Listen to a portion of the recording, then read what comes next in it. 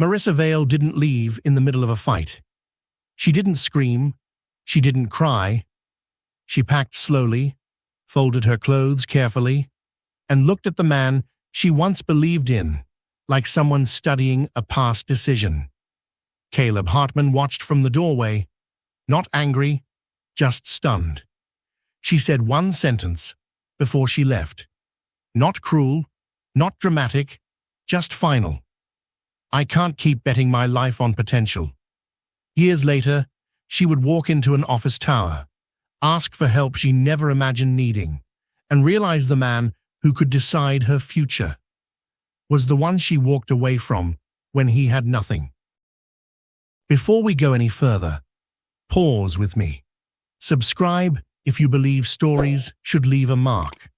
Stay until the end, because this story isn't about revenge. It's about what happens when love is measured by stability, and stability disappears. Caleb Hartman used to wake up early, not because he had to, because he wanted to. He believed discipline could outwork uncertainty. At 32, he had a solid career in corporate logistics. Not glamorous, reliable. Marissa liked that word once. Reliable. Their apartment was modest, but intentional. Neutral colors, clean lines, plans taped to the fridge. They talked about the future like it was a shared project. Marriage felt safe back then. Then the company collapsed. Not slowly, not gently. One email, one meeting, one escorted walk out of the building. Caleb came home early that day. Marissa knew something was wrong before he spoke. I lost my job, he said. He didn't dramatize it, didn't soften it. Marissa nodded, too quickly. We'll figure it out, she replied. She meant it. At first. Weeks passed. Then months. Caleb applied everywhere, adjusted his resume, lowered expectations. Rejections arrived quietly. No explanations, no feedback. Marissa didn't complain out loud. She adjusted her tone instead. Questions replaced encouragement. Have you heard back? Did you follow up? Maybe you should consider something else. Caleb tried not to hear what wasn't being said. Love didn't disappear overnight. It thinned. Dinners became quiet. Conversations shorter. Marissa started staying later at work, not out of betrayal, out of relief. Caleb noticed. He didn't confront her. He believed pressure would break what was already fragile. One night she sat across from him and didn't touch her food. I'm tired, she said. I know, Caleb replied. She looked at him then, really looked, and then something in her eyes had already left. The day Marissa packed, there was no argument, just logistics, she explained calmly, as if narrating a decision she made weeks ago. This isn't punishment, she said. It's survival. Caleb nodded. He wanted to beg. He didn't. She kissed his cheek. A familiar gesture, stripped of promise. And she was gone. Caleb sat alone that night. Not in shock, in stillness. He didn't curse her name. Didn't blame her. He blamed himself. For believing stability was enough. For assuming love could wait. Outside, the city moved on. Caleb stayed still. This was not the end of Caleb Hartman. It was the quiet point where everything he believed collapsed. And what rises after collapse rarely looks the same. Caleb Hartman learned how loud silence could be. The apartment felt larger after Marissa left. Not emptier, just unfinished. He slept on the couch for weeks, not because the bed reminded him of her, because lying flat made thinking easier. Money became arithmetic, not fear. He cut expenses without drama, sold what he didn't need. Pride was the first thing to go. Caleb took contract work, short-term, unstable, unimpressive, jobs that didn't care who he used to be, only what he could deliver now. He worked longer hours than before, not to prove anything, just to survive. Some days, progress felt imaginary. Others, it felt insulting. But he stayed consistent. Marissa didn't disappear from the world. She moved into a brighter apartment, closer to work, closer to people who felt secure. Her friends approved, quietly, relieved. She did what she had to, they said. Marissa repeated that phrase often, like reinforcement, like armor. She heard Caleb was still figuring things out. That was enough. Caleb's first independent venture collapsed within a year. No investors, no safety net. He sat alone in a coffee shop, staring at numbers that refused to cooperate. For the first time, doubt crept in. Not about success, about worth. He stayed anyway. The second idea wasn't ambitious. It was precise. A niche problem, an overlooked inefficiency. Caleb built slowly, tested quietly, no announcements, no posts, just work. Revenue came in increments, then patterns, then something steady. Marissa married again, not impulsively, strategically. Her new husband, Victor Hale, was reliable, established, predictable. He talked about retirement plans on second dates. Marissa felt safe. That mattered. By the fourth year, Caleb's name circulated in rooms he wasn't in. Not loudly, respectfully. He declined interviews, avoided attention. Power didn't excite him. Control did. Marissa heard his name once, in passing. A colleague mentioned a growing firm, a calm founder. She didn't connect it. Not yet.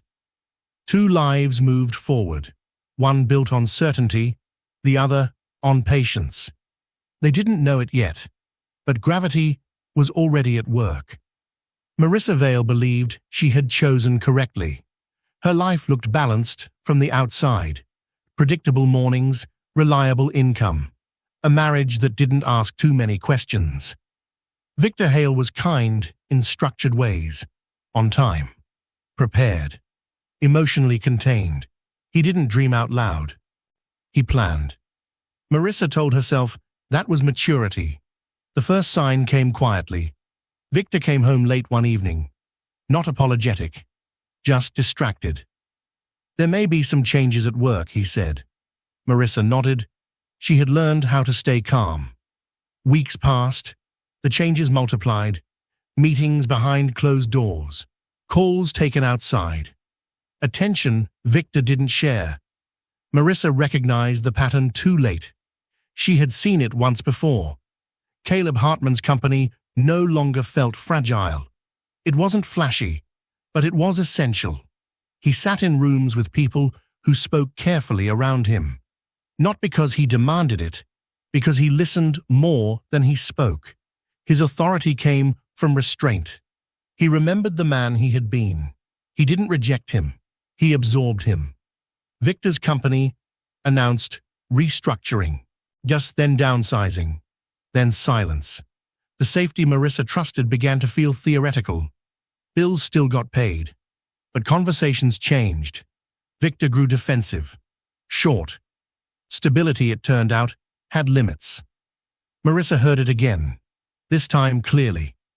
A consultant mentioned Hartman Solutions Group. The room reacted. Respect, recognition. Marissa felt her chest tighten.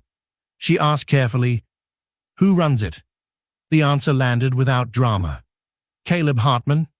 Marissa smiled politely, excused herself. Sat alone in her car for nearly 20 minutes. The memory of a small apartment. A man sitting quietly on a couch.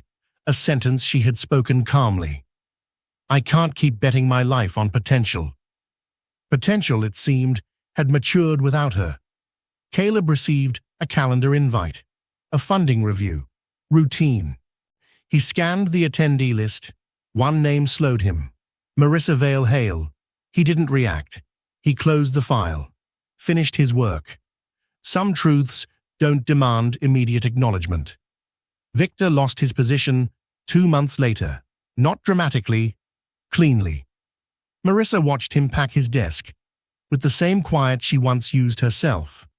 The difference was timing. She had left early. Now, there was nowhere to go. What Marissa once avoided had returned. Not as chaos, as consequence. And Caleb Hartman was closer than she realized. Marissa Vale rehearsed her words on the drive-in. Not excuses, explanations. She told herself this was professional, that the past had no place here. Still, her hands tightened around the steering wheel as the glass tower came into view. Hartman Solutions Group occupied 3 floors. She hadn't known. The lobby was quiet, intentional, minimal design, muted colors. Nothing about it tried to impress. Everything tried to calm. Marissa checked in, sat down. She noticed her breathing before she noticed the nerves. This wasn't desperation. It was something worse. Recognition. When the assistant finally stood, she didn't smile. "This way," she said. Marissa followed down a long corridor. At the end was a door, frosted glass, black lettering. Caleb Hartman, Chief Executive Officer. Marissa stopped, just for a second. The assistant opened the door anyway. Caleb looked up. No surprise crossed his face. No anger, no satisfaction, just acknowledgement. "Marissa," he said. Not warm, not cold, accurate. She sat. The chair felt lower than she expected. Neither spoke immediately. Caleb waited. He had learned patience, the hard way.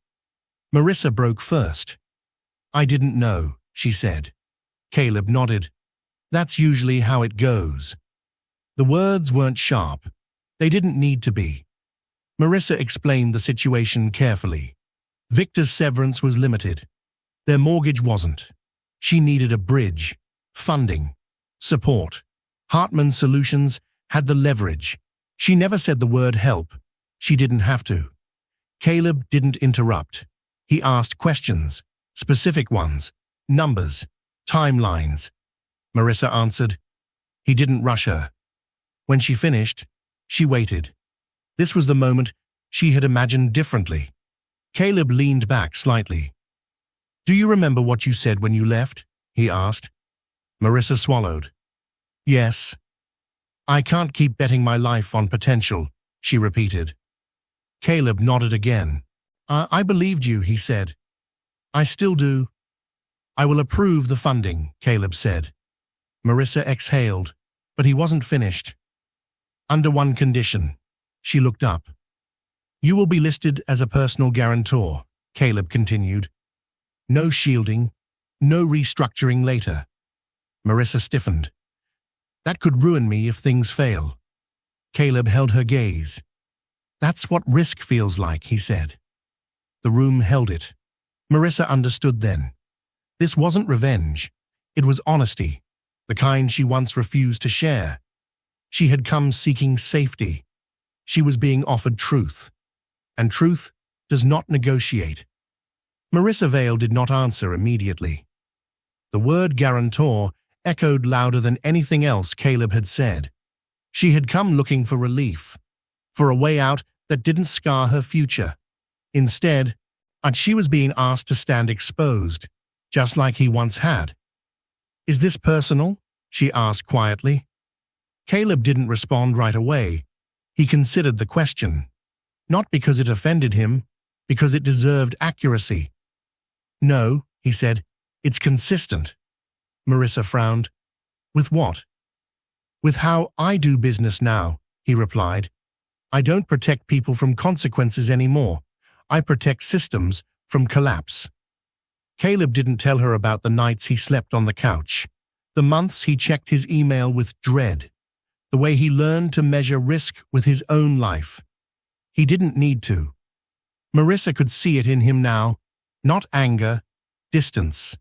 The paperwork arrived within minutes. Caleb didn't rush her. "Take it home," he said. "Read it carefully." She nodded. As she stood to leave, she hesitated. I never thought you'd become this," she said. Caleb met her eyes. "I never thought I'd need to." Marissa didn't sleep. She read the contract line by line, twice. If she signed, The risk would be hers, fully, personally. Victor advised against it. "Find another way," he said. But there was no other way, not in time. Marissa signed the next morning. Her hand shook. She didn't ask Caleb to witness it. She handed the papers to his assistant. Caleb approved the funding without ceremony. 6 months later, the market shifted. A key partner pulled out. Then another. The bridge collapsed under weight it was never meant to carry. Marissa's liability became real. Assets frozen, accounts reviewed. Victor blamed the deal, then her. The marriage didn't survive the pressure. Caleb received the reports, and he didn't intervene. He had done exactly what he promised. Nothing more, nothing less. Marissa sent him one email. No accusation, no anger, just honesty. "You were right," she wrote. "I wanted safety, without faith." Caleb read it once. He didn't reply. The balance had been restored, not through cruelty, through truth, and truth always collects, eventually. The city moved on. Offices buzzed, markets fluctuated. Marissa rebuilt what she could, carefully, quietly. Caleb Hartman did not celebrate, not in a flashy way, not with applause. His victory was in stillness, in knowing the truth had returned to balance. Caleb arrived at the office early, stayed late, not for attention, for precision, for patience he once lacked. Employees didn't know the history. They only noticed the calm authority he radiated. He had learned restraint, power without noise, control without showmanship. Marissa often reflected on that day in Caleb's office. She realized now the cost of leaving when life became uncertain. Not the pain, not the risk, the opportunity lost. She rebuilt slowly. Assets recovered partially. Self-confidence took longer.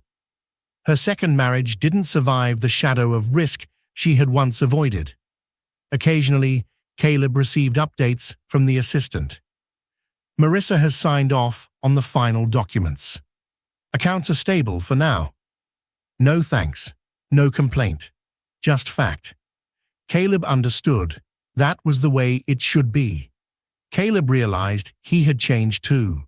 No longer the desperate man chasing survival. No longer the husband who watched the person he loved walk away quietly. He had become steady, measured, unshakable. In power, he thought, is silent. It doesn't need recognition. It doesn't need applause. It only needs patience. Marissa learned humility. Caleb learned patience. Neither sought revenge. Neither sought forgiveness. Balance arrived quietly. Pain and growth intertwined. Life carried on. Time did not heal Marissa Vale. It clarified things. That distinction mattered. She learned how much of her life had been built around avoiding discomfort. How often she chose certainty over belief. How rarely she stayed when staying required courage. Those realizations came slowly, painfully. They arrived at night, when noise faded and memory grew louder. Marissa downsized. Smaller apartment, older building, no view. She told herself it was temporary, but she packed as if it wasn't. She returned to work in roles that did not ask about her past. Positions that cared only about what she could do now. It felt familiar, too familiar. She stopped blaming Caleb. That phase passed quickly. What replaced it was worse. Understanding. She remembered his face the night she left. How he didn't argue, didn't plead.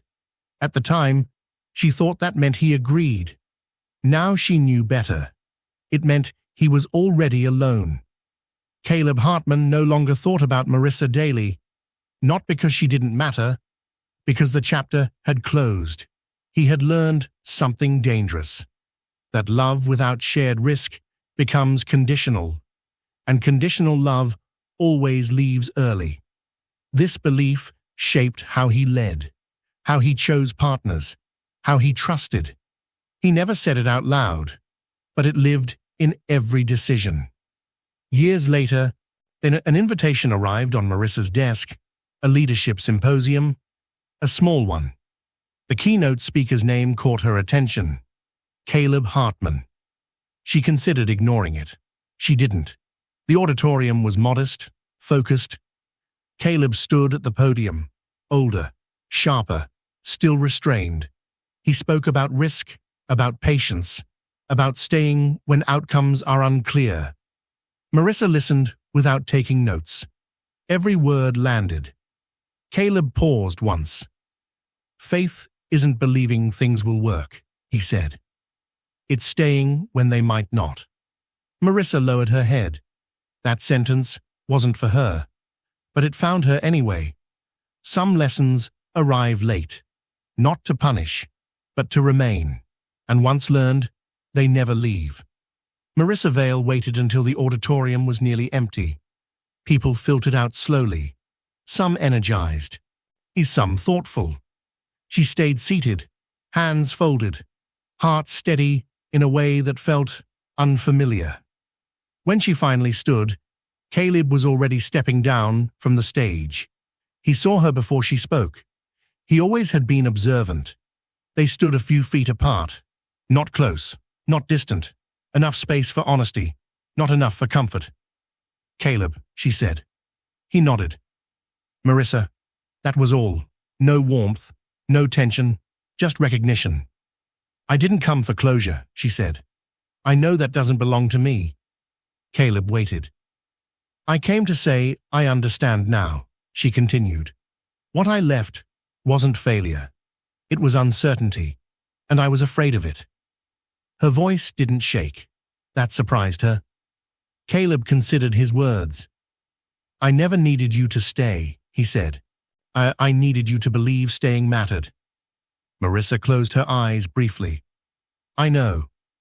"If things had gone differently," she asked, "if I had stayed—" Caleb shook his head gently. "That version of us doesn't exist," he said, "and it shouldn't." The words were calm, final. "You became who you needed to be," Marissa said. "So did I," Caleb replied, but they both knew something was missing from that symmetry. Growth doesn't replace loss, it only explains it. Marissa nodded. "Thank you for not pretending," she said. Caleb offered a small smile. "It's the only way I know how to live now." They didn't hug. They didn't exchange numbers. They walked away in opposite directions. Not because of bitterness, because some chapters end cleanly. Closure didn't arrive as forgiveness. It arrived as truth spoken calmly. And calm truth, once heard, cannot be undone. Caleb Hartman returned to his routine the next morning. Early office hours, clear priorities, no disruption. That surprised him. He had expected something to stir, a reopening, a doubt. Nothing did. What remained was calm. Caleb no longer built his life around potential outcomes. He built it around values, consistency, accountability, shared risk. People noticed. Partners trusted him because he never promised safety, only honesty. And honesty, he had learned, was rarer than optimism. Caleb dated, carefully. He listened more than he spoke, asked questions that revealed character, not charm. When someone flinched at uncertainty, he noticed. When someone stayed present under pressure, he remembered. Love, for him now, was no longer about reassurance, and it was about endurance. Marissa followed his career from a distance, not obsessively, not bitterly, with a quiet awareness that her life had intersected with something meaningful and passed it by. She didn't tell people she knew him. There was no need. The truth lived with her. Marissa wrote a letter once. She never mailed it. In it, she didn't apologize. She didn't ask for forgiveness.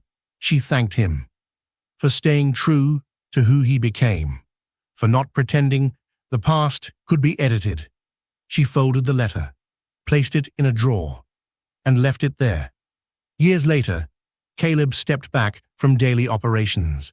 Not out of exhaustion, out of completion. He mentored quietly, advised selectively.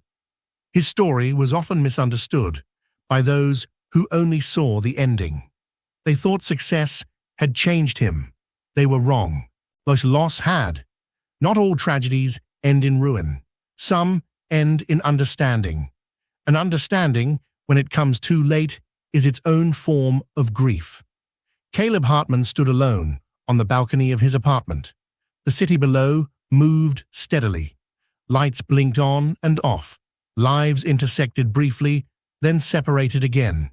He didn't feel victorious. He felt finished. Caleb's life was full now, not crowded, not loud, full in the way that mattered. Work that aligned with his values. People who didn't run when things became uncertain. A sense of self that didn't ask for permission. He had learned something most people never do, that love without shared risk is temporary, and faith, once withdrawn, does not regenerate. Marissa Vale lived carefully, not fearfully, intentionally. She stopped explaining her past to people who didn't need to